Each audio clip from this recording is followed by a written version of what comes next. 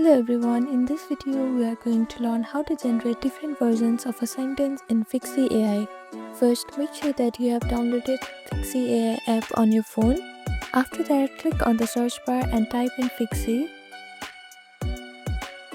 Now click on the logo to open this app. Here you can see 3 different options on this app. If you want to generate different versions of a sentence, click on this writer option which is on the bottom left corner. After that, click on this paraphrase option. Now here type in the text that you want to paraphrase.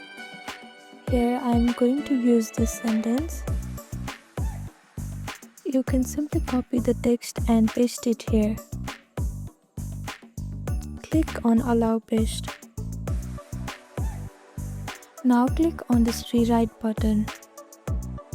If you scroll down here, you can see that you have now generated different versions of that same sentence.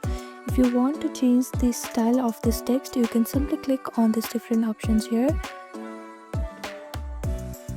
So this is how you can generate different versions of a same sentence. Thank you for watching this video. Please do not forget to like, share and subscribe to our channel and comment down below if you have any other queries. Thank you.